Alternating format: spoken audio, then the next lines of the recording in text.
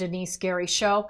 I want to thank Major General Paul Vallely for coming on the broadcast today. This is a man that retired from the United States Army as a Major General. He was a former senior military analyst for Fox News. He's an author and he's a speaker. He spent 15 years in special operations, and we're just so pleased to have Paul Vallely on the broadcast today. Paul, welcome to the show. Thank you, Denice. Always a pleasure, and Merry Christmas to you and everyone and all your listeners. Thank you so much, sir. Merry Christmas and a Happy Hanukkah to all of our viewers. So let's start with something that's a growing phenomenon. A military analyst out of Israel came out with a piece talking about Iran preparing a worldwide terror network. And we know that Iranian terrorist cells have been in the United States operating for many years. When I had top secret clearances even during the Reagan years, we were well aware of an organized force called Hezbollah. And of course, there's the IRGC and the Islamic Jihad organization and other terror proxies working for Iran. And I was just overwhelmed when I read this report that 1 out of 6 Americans that were killed in Iraq were killed as a result of Iranian proxies, and including groups like the Islamic Revolutionary Guard Corps. Were you aware of that, sir? Yes, and also aware on the intelligence reports came in from the weapons that were captured. Many of the IEDs, and matter of fact, the majority of them were manufactured and provided by Iran, used by the Taliban against the Afghan and U.S. Army, U.S. forces in Afghanistan. So equipment, training, advisory work, yes, they were behind it. And of course, we know based on the equipment and the missiles that have been launched into Israel, we know many of those have been as well. That's right. I'm concerned about Iran working to prepare this worldwide terror network against the United States and other allied nations around the globe. And I read this report, and I sent this in the email to you, that Europe, France, Germany, and the United Kingdom have accused Iran of violating United Nations Security Council Resolution 2231 with its ballistic missile program. And I read that, sir. I read the Security Council resolution, and I understand why France, Germany, and the UK are concerned. They're concerned because these nuclear warheads can be deployed on their missiles. And I wanted to ask you, since we've known about this all along, this is not new. Former President Barack Obama did not include anything regarding ballistic missiles and their ballistic missile program in Iran. He didn't talk about that in the JCPOA. So why is it, sir, that France and Germany and the UK are just now talking about this at the United Nations? Well, I think there's several reasons. I know when I was in Paris earlier this year, the French, for example, were more concerned about selling 100,000 Peugeots to Iran rather than providing aid, medical equipment, and so on to the people of Iran. And so it's really interesting that the European nations are looking at Iran more from an economic standpoint. How to sell things to Iran, how to gain from it. Maybe even the oil revenues in some way are being shared. I don't know. But there's a lot of things that the Europeans don't have good leadership. I don't think they even listen to their own military and military intelligence that the British have, for example, the French have, the Germans to a degree. So that's why President Trump is not joining these globalists, and he's taking actions along with and coordinating with Israel and Saudi Arabia. Okay, let's talk about Iran's domestic situation. So 70% of Iranian oil revenues are expected to fall this year. This is according to a British-based news outlet. Tehran is increasing taxes. It's borrowing more money. It says it's cutting energy subsidies, oil and gas to its people. So there's tremendous unrest. We've seen a lot of violence on the streets in Iran. We know that, the Iranian military has been shooting at and killing peaceful demonstrators there inside Iran.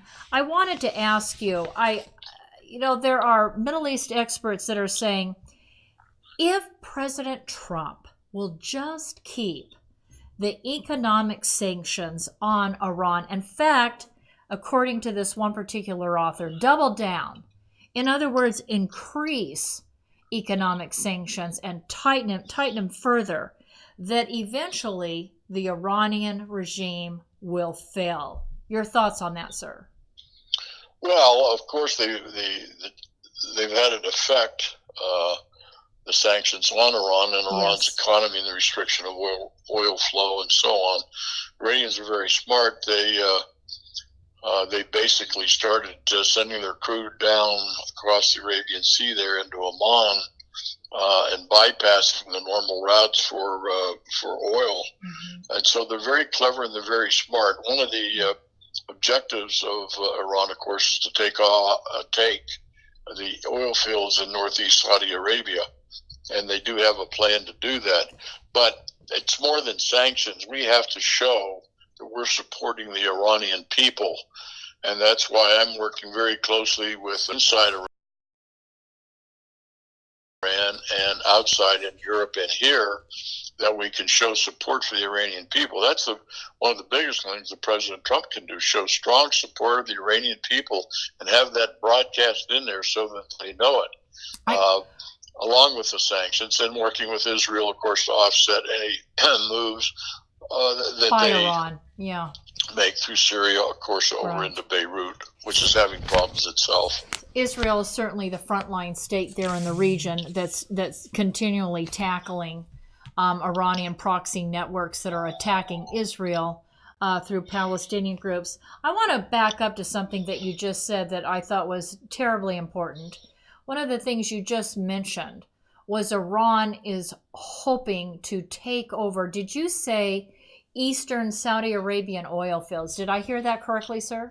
Yes, most of the oil fields, are up Riyadh, up in the area just north, what we call the northeast section of Saudi Arabia. That's where I would say 85% of the oil fields are. And that's very close to Iran. So they, through intelligence that's come to me through the Iranians inside Iran, through our Cyrus Force group, has indicated that that's in their plans. Okay. And it wouldn't take much. And maybe they were testing it, and they sent those drones over to bomb the oil fields there several months ago. Right. And we remember that, the drones that were sent to take out those oil fields. Do you think that's what they'll do? Do you think that they're, in essence, preparing for an actual war with Saudi Arabia? And if so, why would they even attempt that, knowing that the United States of America would step in on behalf of Saudi Arabia? Well, because they don't think anybody's going to come up against them. I mean, that's how, I don't know whether it's ego of the mullahs or what it is. So, but yes, that's their plan, offensive operations to take over those oil fields. They get the opportunity. They just may do it. Okay. You talked about Cyrus Force, sir. So, and I read the position paper that you sent me about this group. Thank you, by the way, for sending that. And it says in their position paper that they don't advocate a military solution or even not economic sanctions. And that's concerning to me because it seems like economic sanctions can bring this oppressive Islamic regime to its knees and open up. I don't recall that in the It's document. On page. It looks like it's on the. Well, it says position paper up at the top. It says Cyrus Force in the name of humanity and justice pleading for your support, position paper. And it says in the last paragraph, there's only 3 paragraphs on this particular page. And it says we don't advocate a military solution or even economic sanctions, that they advocate major reform through the United Nations to apply political sanctions. And my question to you is, what do political sanctions look like? Well, I don't know. That's a little ambiguous for sure. It is. But I know, for example, the principles of the Cyrus Force. Cyrus Force was based on Cyrus the Great leader of Iran in Persia. Persia, yeah. And that's what they want to see surface, another, like a President Trump in Iran, and using Cyrus Force as an example, like we use George Washington or Abraham Lincoln or others. I would think what Cyrus Force is looking to do is to explain to the people of the world that Iran is just not Persians. It's Arabs. It's the Wazis. It's the Kurds. It's Baluchis. It's Jews. It's Christians. Azerbaijan. Azerbaijanis, yes. And most of the Persians, of course, live in the Tehran area, and most of the oil comes down in Awaz in the southwest portion of Iran, where the oil fields are in the ports. And so Cyrus Force is really a coalition of those groups working inside Iran as well as outside, with many expatriates living, for example, in London and Paris and France, and of course in the United States. The Virginia area has a lot of those Iranians that came to the United States after the Shah fell. The Shah lives himself with the son, Reza Pahlavi. He lives in Maryland. And Los Angeles, right here in California, they say Los Angeles has the largest Iranian population than even Tehran, which I thought was interesting. Yes. Well, I thought it was interesting until 1935. Until the Iranian government requested in 1935 to have its name changed in order to do diplomacy. It was called Persia, and I thought it was interesting in looking at that the Persian government back in 1935, because of its work and the influence of the Nazis, changed their official name from Persia to Iran, and that Iran actually means land of the Aryans. Just something I wanted to throw in. Thought that was interesting. And good trivia. Yeah, a little bit of trivia, but yet, when you think about the fact that level of fascism and, the dictatorship that's associated with fascism, I mean, in essence, we see that with an Islamic twist today. And we've seen that going forward in Iran. And so for that reason, I wanted to bring it up. So let me ask you. So do you believe that if economic sanctions are tightened on Iran by this president, President Trump, as he reaches out, and I know he's publicly reached out to the Iranian people and said he supports them, but if the economic sanctions are tightened, do you believe, sir, that this Islamist government will fall? Yes, it's going to fall. It's just a matter of when. Okay. With the number of demonstrations and protests now, unfortunately, the people over there don't have any arms, and the secret police and others, they really persecute anybody that protests over there. Yes. But protests are occurring really outside of Tehran for the most part, in the outlying areas that have been subject to a very adverse economy, very adverse poverty. Tremendous amount of the youth that aren't employed, they don't have jobs. Right. And so it's not a good situation. And the way the mullahs keep everything under the lid, under the umbrella, is through the Revolutionary Guard and the armed forces of Iran and the police. And so it's a very tyrannical government, and they put down every protest they can wherever it is, but they're meeting with less success each and every year. So we need good support from around the world for the Iranian people. That's the key. Do you believe that this Cyrus Force or another opposition group operating outside Iran would be able to bring in a more representative form of government to Iran when the mullahs fall? That's what Cyrus Force says in the paper there. Yeah, it does. They want a free democratic society. They want to hold. They want an interim government put in. They want Iran broken down into the various provinces, for example. Right. There will be representatives from each of those areas. Okay. In Tehran, in the parliament. And then after the first year, they would set up the first elections. That's the plan. Okay. Do you think that before this all takes place, and before the mullahs fall in Tehran, do you think it's possible through the Islamic Jihad organization and this unit, I was really concerned about it, Unit 910 that's been operating against the United States and Israel. Do you think that they might precipitate a major attack here in the United States once again? Do you think that's possible?